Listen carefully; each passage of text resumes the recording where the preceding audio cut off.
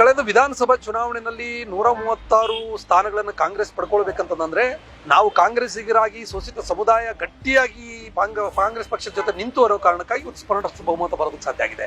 Parliament ನಲ್ಲಿ ಅದೇ seat ಬರಬೇಕಂತಂದ್ರೆ ಈ ಶೋಷಿತ ಸಮುದಾಯಗಳ ಬೆಂಬಲ ಕಾಂಗ್ರೆಸ್ ಜೊತೆಗಿದೆ. ಇಂತಹ ಕಾಂಗ್ರೆಸ್ ಸರ್ಕಾರವನ್ನು ಅಸ್ಥಿರಗೊಳಿಸೋದಕ್ಕೆ ಹೊರಟ್ರೆ ಅದು ನಮ್ಮನ್ನ ಅಭದ್ರಗೊಳಿಸಿದಂಗೆ. ಹಾಗಾಗಿ ಕಾಂಗ್ರೆಸ್ ಸರ್ಕಾರದ ಜೊತೆ ನಾವೆಲ್ಲರೂ ಕೂಡ ಗಟ್ಟಿಯಾಗಿದ್ದೀವಿ ಅನ್ನುವಂತ ಮೆಸೇಜ್ ಅನ್ನ ಪಾಸ್ ಮಾಡೋದಕ್ಕೆ ಇವತ್ತು ನಾವು ನಿರ್ಣಯ ಮಾಡಿದ್ವಿ.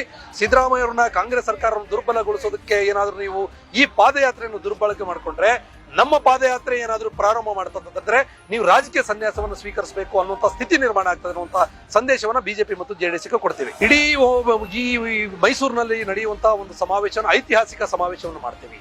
ಹಿಂದೆ 5 ಸಮಾವೇಶ ಮಾಡೋದ್ರ ಮುಖಾಂತರ ಸಿದ್ದರಾಮಯ್ಯನವರು ಮುಖ್ಯಮಂತ್ರಿ ಆದರು ಮೊದಲನೇ ಬಾರಿ. 2ನೇ ಬಾರಿ ಸಿದ್ದರಾಮೋತ್ಸವ ದಾವಣಗೆರೆಯಲ್ಲಿ ಮಾಡೋದ್ರ ಮುಖಾಂತರ 2ನೇ ಬಾರಿ ಮುಖ್ಯಮಂತ್ರಿ ಆದರು.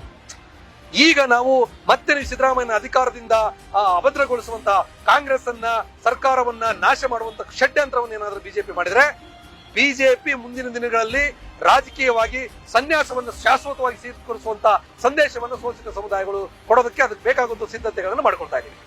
ಕೇಂದ್ರದ ನರೇಂದ್ರ ಮೋದಿ ಮತ್ತು ಅಮಿತ್ ಶಾ ನೇತೃತ್ವದ ಸರ್ಕಾರ ಅವರಿಗೆ ಸಂವಿಧಾನದ ಮೇಲೆ ನಂಬಿಕೆ ಇಲ್ಲ, ಮತ್ತು ಪ್ರಜಾಪ್ರಭುತ್ವ ವ್ಯವಸ್ಥೆ ಮೇಲೆ ನಂಬಿಕೆ ಇಲ್ಲ, ಮತ್ತು ಭಾರತದ ಒಕ್ಕೂಟದ ವ್ಯವಸ್ಥೆ ಮೇಲೆ ನಂಬಿಕೆ ಇಲ್ಲದಿರೋದ್ರಿಂದ ಇಡೀ ಕೇಂದ್ರದ ಕಪಿಮುಷ್ಟಿಯಲ್ಲಿ ಎಲ್ಲಾ ಪಕ್ಷಗಳು ಇರಬೇಕು, ಮತ್ತು ಒಂದು ರೀತಿಯಲ್ಲಿ ಅವರಿಗೆ ಬಹುಪಕ್ಷದ ಪದ್ಧತಿ ಮೇಲೂ ಕೂಡ ನಂಬಿಕೆ ಇಲ್ಲದಿರೋದ್ರಿಂದ ಬರೀ ಬಿಜೆಪಿ ಇರಬೇಕು ಅನ್ನುವಂತ ಒಂದು ಕುತಂತ್ರದ ಭಾಗವಾಗಿ ಇವತ್ತು ಈಗಾಗಲೇ ಅರವಿಂದ್ ಕೇಜ್ರಿವಾಲ್ ಅವ್ರನ್ನ ಟಾರ್ಗೆಟ್ ಮಾಡಿ ಜೈಲಲ್ಲಿ ಇಟ್ಟಿದ್ದಾರೆ. ಹೇಮಂತ್ ಸೋರೆನ್ ಅವ್ರನ್ನ ಜೈಲಲ್ಲಿ ಇಟ್ಟಿದ್ರು. ಹಾಗೇನೆ ಬೇರೆ ಬೇರೆ ಮಂತ್ರಿಗಳನ್ನ ಈಗಾಗಲೇ ಹಣಿಯೋದಕ್ಕೆ ಅವರು ಷಡ್ಯಂತ್ರಗಳನ್ನ ಮಾಡಿದ್ದಾರೆ. ಅದರ ಮುಂದುವರಿಕೆಯಾಗಿ ಮೊನ್ನೆ ಸಿದ್ದರಾಮಯ್ಯನವ್ರನ್ನ ಟಾರ್ಗೆಟ್ ಮಾಡಿದ್ದಾರೆ. ಸಿದ್ದರಾಮಯ್ಯನವ್ರನ್ನ ಟಾರ್ಗೆಟ್ ಮಾಡಿರೋದಕ್ಕೆ ಬಹಳ ಮುಖ್ಯವಾದಂತಹ ಕಾರಣ ಅವರು ಸಂವಿಧಾನದ ಪರ ಅನ್ನೋ ಕಾರಣ, ಅವರು ಹಿಂದುಳಿದವರು, ದಲಿತರು, ದಮನಿತರ ಪರ ಅನ್ನೋ ಕಾರಣಕ್ಕಾಗಿ, ಮತ್ತು ಬಹಳ ಮುಖ್ಯವಾಗಿ ಅವರು ಸಂವಿಧಾನವನ್ನ ಸಂರಕ್ಷಿಸಬೇಕು ಅನ್ನೋ ಕಾರಣಕ್ಕಾಗಿ ಹೋರಾಟವನ್ನು ದೇಶ ಮಟ್ಟದಲ್ಲಿ ಪ್ರಾರಂಭ ಮಾಡಿದ್ದಾರೆ. ನರೇಂದ್ರ ಮೋದಿಯವರ ದುರಾಡಳಿತದ ವಿರುದ್ಧ ರಾಹುಲ್ ಗಾಂಧಿ ಅವರು ಏನು ಕಠೋರವಾಗಿ ಗಟ್ಟಿಯಾಗಿ ಮಾತಾಡ್ತಾರೋ ಅದೇ ಗಟ್ಟಿತನವನ್ನ ಇವತ್ತು ದೇಶವ್ಯಾಪಿ ವಿಸ್ತರಣೆ ಮಾಡೋದಕ್ಕೆ ಶಕ್ತಿ ಇರುವಂತಹ ನಾಯಕ ಸಿದ್ದರಾಮಯ್ಯನವರು.